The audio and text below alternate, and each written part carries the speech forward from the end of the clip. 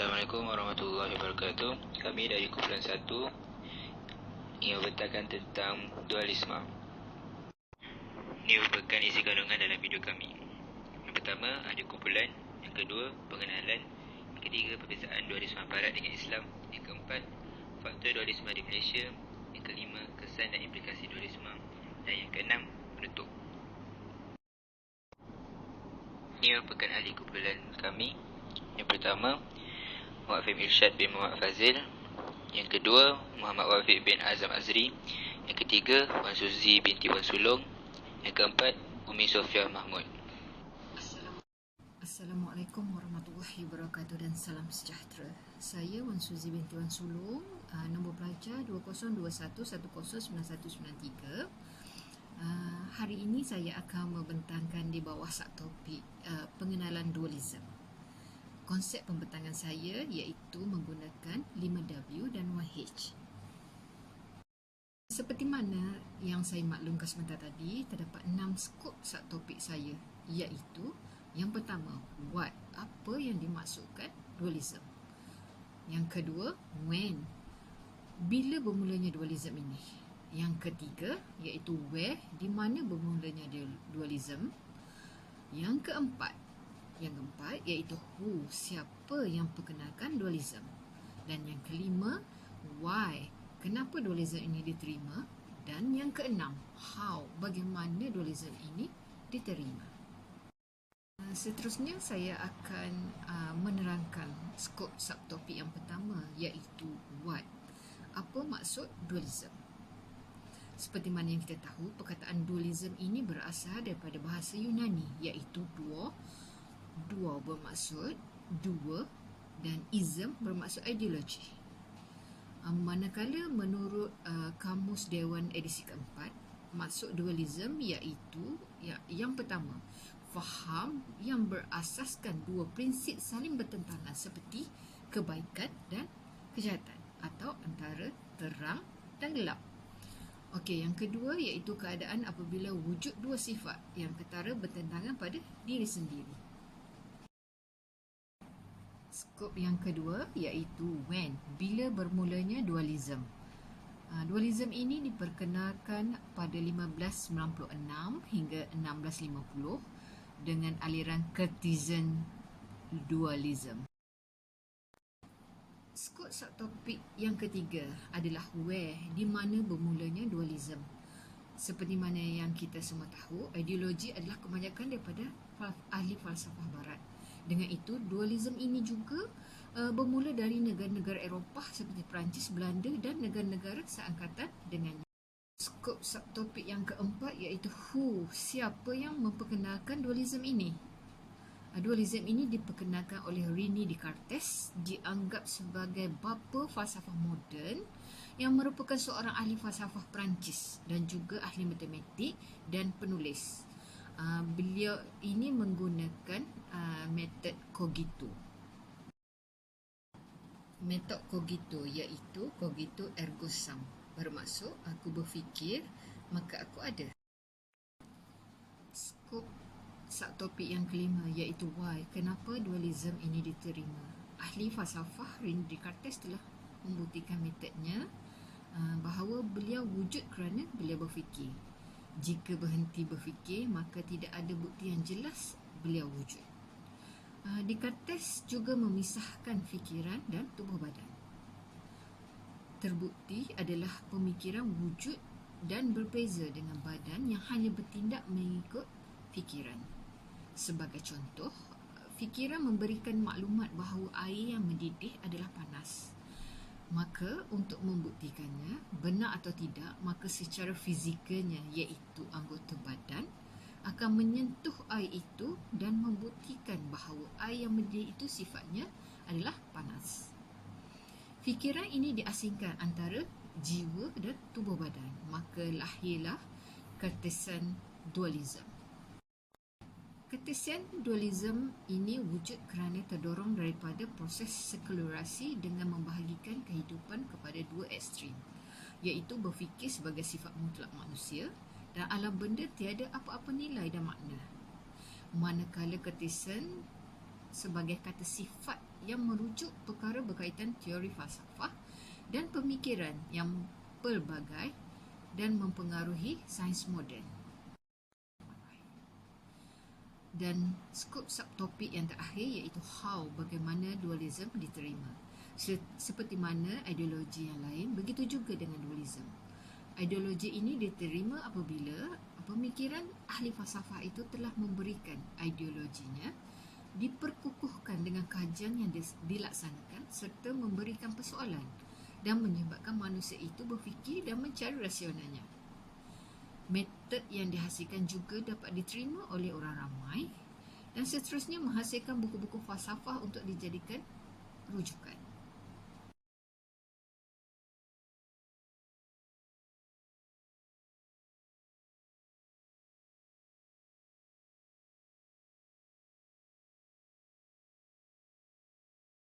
Assalamualaikum dan selamat sejahtera. Saya Umi Sofia Mahmud daripada kumpulan 1, nombor matrik pelajar 2021241062 ingin membentangkan subtopik dualisme iaitu bertajuk perbezaan dualisme dengan Islam.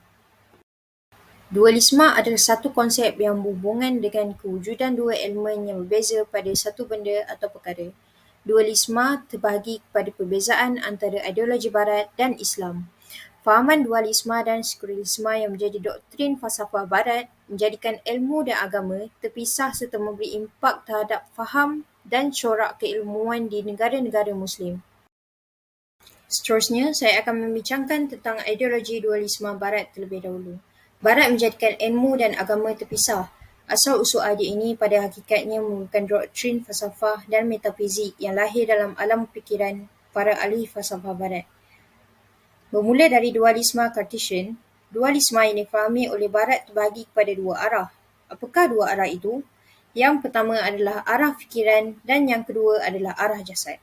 Arah fikiran adalah satu arah fikiran mutlak dan fikiran idealisme, manakala jasad adalah jiri mutlak atau materialisme.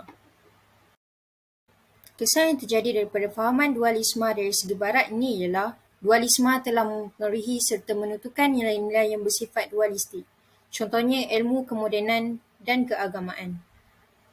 Penjajahan dan modernisasi dikenal pasti menjadi penyebab awal berlakunya amalan dualisme pendidikan, iaitu apabila terjadi pertemuan ideologi dan corak keilmuan antara sekolah, pembentukan penjajah dan institusi pendidikan umat Islam yang telah sedia ada.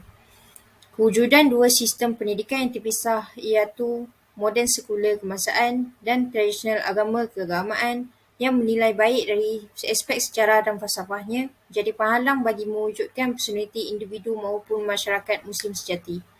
Pelbagai perilaku dan budaya yang tidak mencerminkan nilai-nilai dan identiti keislaman yang berlaku pada diri pelajar pada masa ini akan dilihat menerusi kewujudan sistem dualisme pendidikan tersebut. Seterusnya, saya akan menerangkan tentang perbezaan ideologi dualisme antara Islam.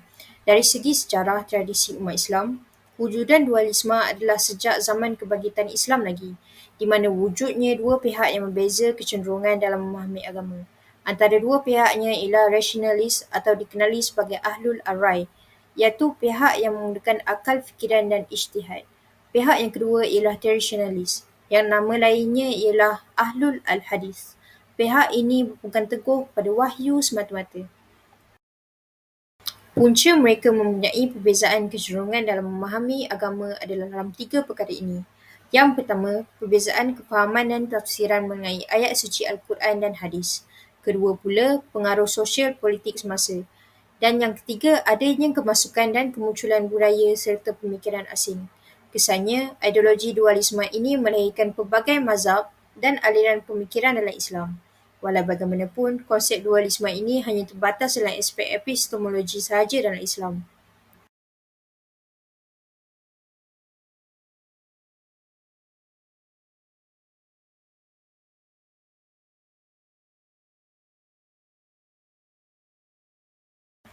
Epistemologi Islam terdiri pada sumber nakliah iaitu wahyu, tetapi tidak sama sekali mengabaikan aspek-aspek akliah yang mengikuti perkembangan akal pemikiran manusia.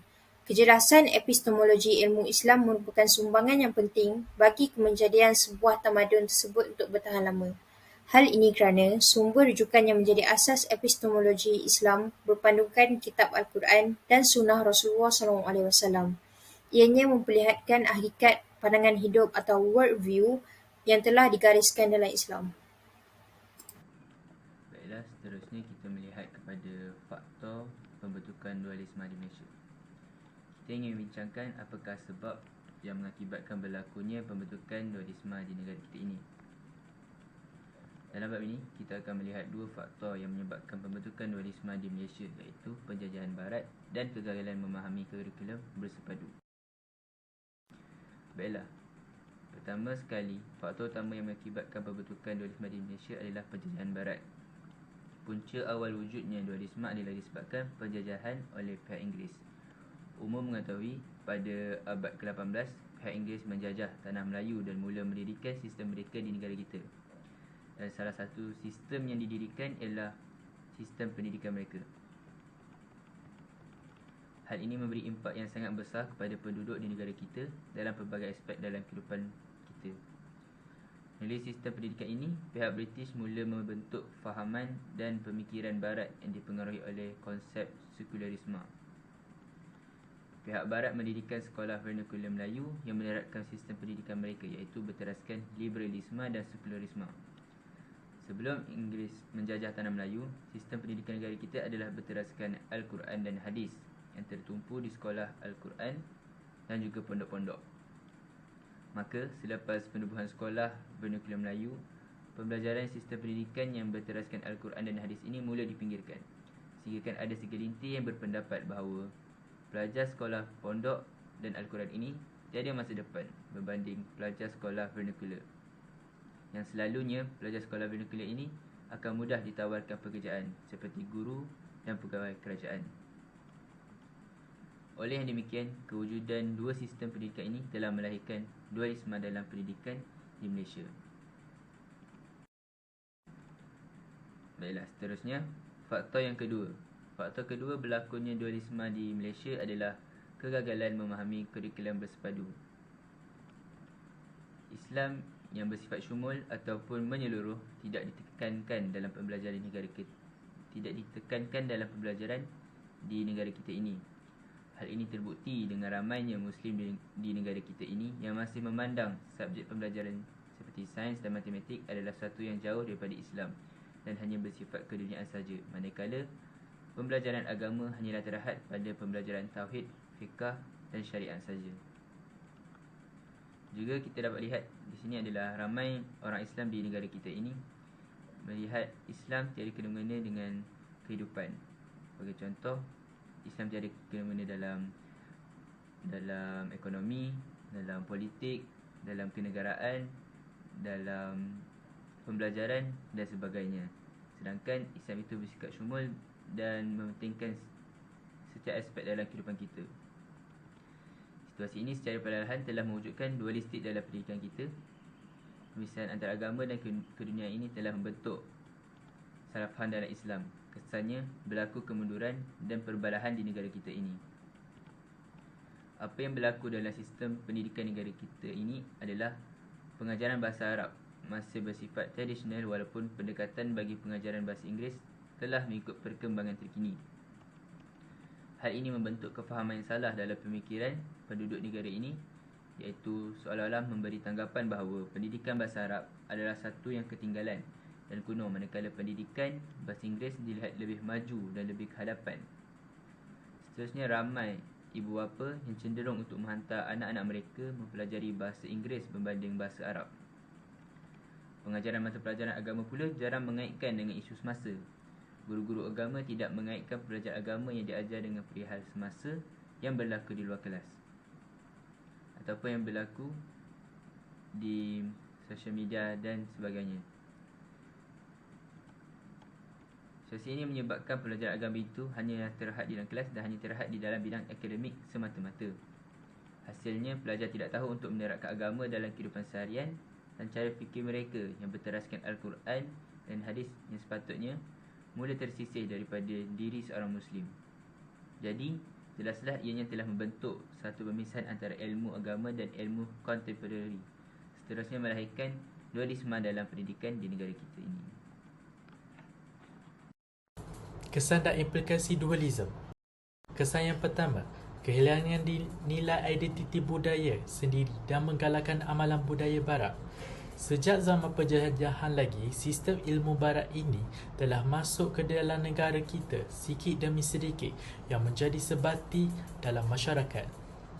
Kita juga tahu bahawa pendidikan barat ini bersifat dualisme di mana sistem ilmu agama dan juga sistem ilmu moden mereka dipisahkan. Pendidikan barat ini adalah hasil tiruan daripada mereka. Jadi konsep, falsafah dan juga nilai-nilai yang ada dalam pendidikan tersebut yang mereka praktikkan di barat. Jadi tidak mustahil jika suatu hari nanti agenda atau propaganda ini akan monopoli pemikiran para pelajar negara ini dan menghasilkan pelajar bersifat liberal dan bercanggah pendidikan negara. Kesan kedua, kefahaman dan pemikiran yang bercanggah akibat jurang pendidikan. Sistem dualisme yang memisahkan ilmu agama dan ilmu moden ini akan melahirkan dua kelompok ekstrim, iaitu golongan terlalu menyanjungi agama dan golongan kedua adalah golongan terlalu hal-hal dunia. Dalam kehidupan harian mereka akan lahirkan dua jenis kelompok. Kelompok pertama, golongan yang intelek tetapi kurang agama, dan kelompok kedua, warak tetapi tidak tahu membangunkan masyarakat. Jadi kesan jurang pendidikan ini akan melahirkan kesan yang tidak baik. Sesuatu sebegini akan bercanggah dan berlaku perbalahan dan perpecahan dalam masyarakat. Seterusnya, kesan ketiga ialah taksub atau obses dengan kemajuan teknologi lalu terdedah dengan kancah negatif. Tidak dapat dinafikan bahawa penekanan terhadap ilmu moden ini akan melahirkan modal insan yang celik IT. Justru kadar penghasilan teknologi dalam negara juga meningkat. Namun begitu, konsep ilmu barat ini hanya memfokuskan kepada akademik dan menghiraukan agama dari sini, dan melahirkan individu yang bijaksana dan kosong ilmu agamanya. Misalnya, pembentukan pelajaran yang membawa satu konsep material ini akan melahirkan individu yang terlalu obses dengan sistem pembangunan negara dengan ilmu moden mereka tanpa ilmu agama. Peningkatan kadar pengangguran dalam negara. Tahap pendidikan moden yang tinggi ini akan melahirkan individu yang pakar dalam bidang teknologi, dan kesannya sektor ekonomi negara kita akan meningkat. Namun begitu, penggunaan teknologi yang canggih akan menyekat peluang pekerjaan masyarakat kerana ia akan menyebabkan sesebuah syarikat menghadkan pengambilan baru dalam suatu sektor. Teknologi canggih ini mampu menggantikan tenaga kerja manusia, jadi jelaslah terbukti perkara-perkara ini akan meningkatkan pengangguran dalam negara apabila sesebuah syarikat tidak perlu lagi tenaga kerja manusia. Yang akhir sekali, menimbulkan pelbagai buah fikiran dan tafsiran baru berkaitan hal-hal keagamaan serta memberi peluang ke arah perkembangan ilmu pengetahuan. Variasi sistem pendidikan menyumbang kepada pertukaran idea terhadap sesama individu. Masyarakat lebih pendidikan negara peka dengan permasalahan sistem. Perkara ini dapat meluaskan pandangan pemikiran masyarakat terhadap sesuatu perspektif, dapat memupuk individu yang berfikir rasional dan matang kerana jurang perbezaan yang wujud. Terima kasih. Setelah mendengar pembentangan daripada rakan-rakan saya sebentar tadi, maka dapat disimpulkan bahawa ideologi dualisme barat menghasilkan ideologi yang mengasingkan antara fikiran dan jasad, manakala ideologi dualisme untuk Islam menghasilkan dua ideologi, iaitu rasionalis ahlul al-rai dan tradisionalis ahlul al-hadis. Yang ketiga, faktor dualisme di Malaysia adalah kerana penjajahan Barat dan kegagalan memahami kurikulum Islam bersepadu. Dan yang keempat, kesan dan implikasi dualisme, iaitu yang pertama, kehilangan nilai identiti budaya sendiri dan menggalakkan amalan budaya Barat. Yang kedua, kefahaman dan pemikiran yang bercanggah akibat jurang pendidikan. Dan yang ketiga, taksub atau obses dengan kemajuan teknologi lalu terdedah dengan kancah negatif. Yang keempat, peningkatan kadar pengangguran dalam negara. Dan yang terakhir, iaitu menimbulkan pelbagai buah fikiran dan tafsiran berkaitan hal-hal keagamaan serta memberi peluang ke arah pengembangan ilmu pengetahuan. Sekian sahaja pembentangan daripada kumpulan 1. Saya akhiri dengan serangkap pantun. Banyak keluk penarik, keluk tumbuh pohon kuini. Nan elok bawalah balik, nan tak elok tinggallah di sini. Sekian, terima kasih. Assalamualaikum warahmatullahi wabarakatuh dan salam sejahtera.